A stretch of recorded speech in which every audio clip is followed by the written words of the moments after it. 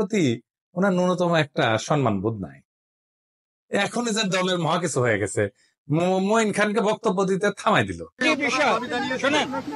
পদত্যাগের ব্যাপারে আমরা লিখিত বক্তব্যে জানিয়েছি, আগেও জানিয়েছি, নিরাপত্তা উপদেষ্টা এবং আর দুইজন ছাত্র উপদেষ্টা যাদের কারণ আগেও জানিয়েছি, নিরাপত্তা উপদেষ্টা এবং আর দুইজন ছাত্র উপদেষ্টা যাদের কারণ আগেও জানিয়েছি, নিরাপত্তা উপদেষ্টা এবং আর দুইজন ছাত্র উপদেষ্টা যাদের কারণ। তারপরে মঈন খান বক্তব্য দিচ্ছেন, এটা ওনার সহ্য হইল না, উনি চলে গেছেন।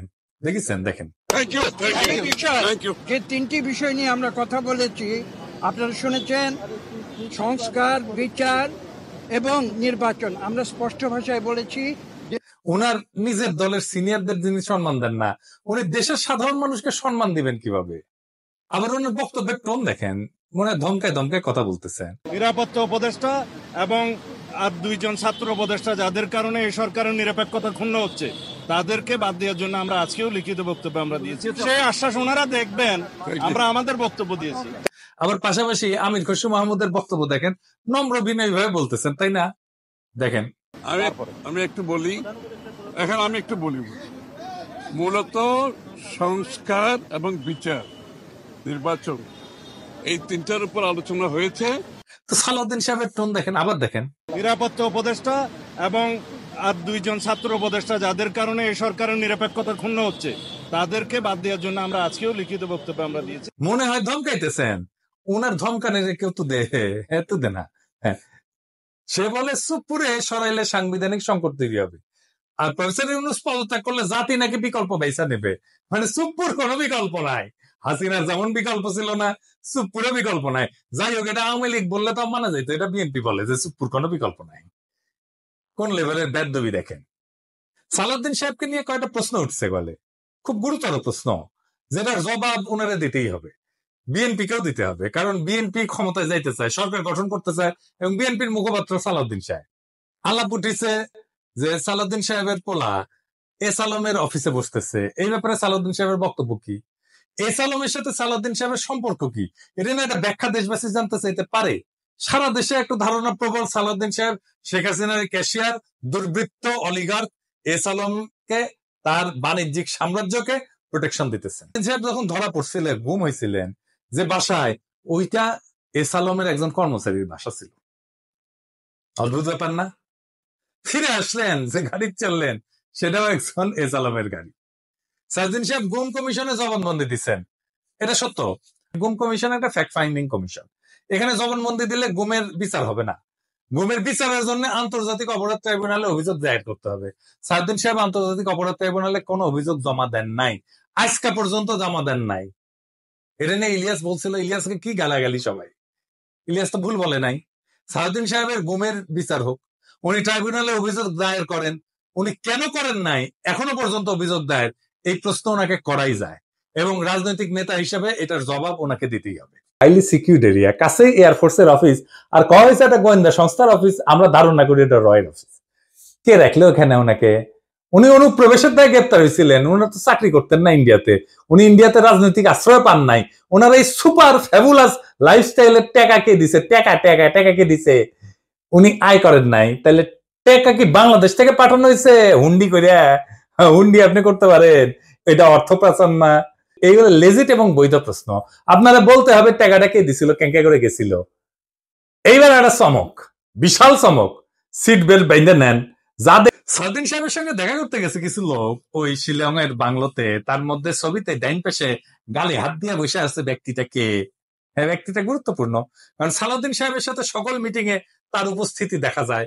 সে ঠিক ওই একই চেয়ারে বসে। এইটা সাহেব, আপনি দুটা ছবি পাশাপাশি দেখান না, দেখেন দুই সময়ের ছবি কলে দেখা করতে এসছে, তারাও ভিন্ন কলে। হ্যাঁ, সালাউদ্দিন সাহেব এক ছবিত লুঙ্গি পরে আছে, আর এক ছবিত পায়জামা পরে আছে, দেখেছেন। কিন্তু ওই বান্দা ঠিকই একই আছে ওই চেয়ারে। কে সে জন?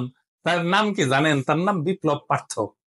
চট্টগ্রামে তাকে সবাই চেনে, আওয়ামী লীগের একজন লেসপেন্সার, আওয়ামী লীগের একজন কর্মী এবং ভারতীয় এজেন্ট হিসেবে। আওয়ামী লীগের 15 বছর পুরোটা সময় দাপটের সাথে জীবনযাপন করে গেছেন, ছিলেন চট্টগ্রাম মহানগর আওয়ামী লীগের সাধারণ সম্পাদক আজম নাসির উদ্দিনের অন্যতম ডাইন হাত। আজম নাসিরের অনলাইন একটা পোর্টাল ছিল, তার নাম ছিল জয় নিউজ। জয় নিউজের সাংবাদিক হিসেবে দীর্ঘদিন কাজ করেছিল এই বিপ্লব পার্থ, মাশাআল্লাহ। কিন্তু এইসব পরিচয়ের বাইরেও তার একটা বড় পরিচয় আছে। বিপ্লব পার্থর মূল পরিচয়, সে ইসকনের চট্টগ্রাম বিভাগের মিডিয়া সেলের সমন্বয়ক।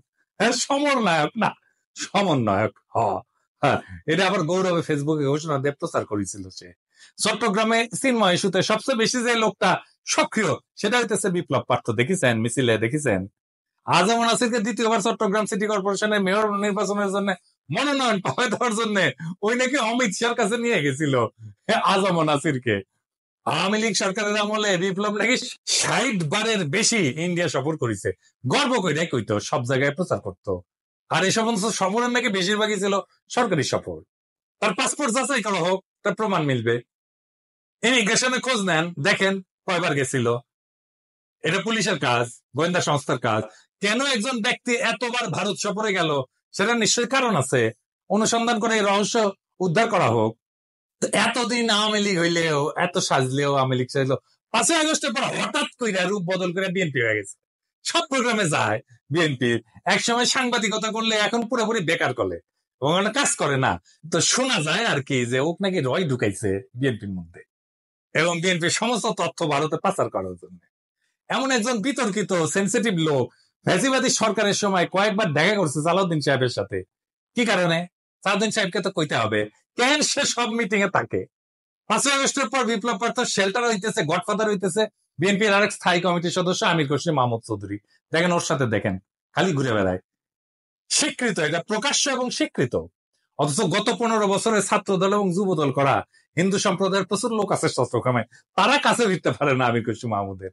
তাদেরকে বাদ দিয়া লীগের দালাল ভারতীয় এজেন্ট বিপ্লবকে জন্মাষ্টমীর নাম দিয়া চট্টগ্রামের রাজনীতিতে থিতু করার চেষ্টায় মরিয়া খসরু এবং সালাউদ্দিন চক্র। ছবিতে দেখেন বিপ্লব পার্থ মোদির সাথে ছবি, দেখেছেন? মোদির সাথেও ছবি, সালাউদ্দিনের সাথেও ছবি, ইসকনের চিন্ময়ের সাথে ছবি, ইন্ডিয়ান হাই কমিশনের সাথে চট্টগ্রামের বিভিন্ন ইভেন্টের ছবি। এবার বুঝেছেন তো আমির খসরু কেন অমিত শাহের সামনে জুলকা প্রণাম করতে যায়? কানেকশন বুঝেন? আমির খসরু, সালাউদ্দিন, ইসকন সব বরাবর তো উদ্ধত ভাবে কথাবার্তা বলা শুরু করেছেন।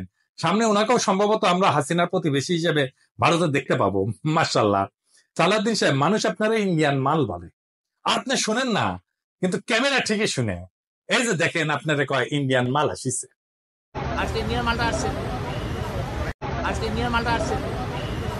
একজন নেতার চেহারা, পোশাক, স্টাইল, ফ্যাশন এ সমস্ত ইতিহাসের পাতায় জায়গা করে নেয় না। ইতিহাস মনে রাখে নেতৃত্বের সততা, আত্মত্যাগের পরিমাণ, আর সেই নেতার অবস্থান দুর্দিনে কোথায় ছিল। সালাউদ্দিন আহমেদ নিঃসন্দেহে গুমের শিকার হয়েছিলেন। সেই সময় দেশবাসী তার জন্য কাঁদছে। কিন্তু একজন মজলুম যখন বিলাসের চাদরে নিজেকে মুড়ায় ফেলেন, যখন নিজের গুমের বিচার আন্তর্জাতিকভাবে দাবি না কইরা তার রাজনৈতিক মূলধন বানায় ফেলেন, তখন প্রশ্ন ওঠেই। এবং এই প্রশ্ন তার ব্যক্তিগত না, সমগ্র বিরোধী দলের নৈতিক ভিত্তির উপরে আঘাত। আগামী সরকার গঠন করতে চায় একটা রক্তাক্ত বিপ্লবের পরে, যে বিপ্লবের আকাঙ্ক্ষা ছিল ভারতীয় আধিপত্যবাদ মুক্ত একটা দেশ। সেই দেশে যদি আবারও কারো ছায় আসে সেই পুরনো ভারতীয় শকুন, সেই দলকে, সেই ব্যক্তিকে রুখে দেওয়া প্রত্যেক দেশপ্রেমিক বাংলাদেশের কর্তব্য। ইনকিলাব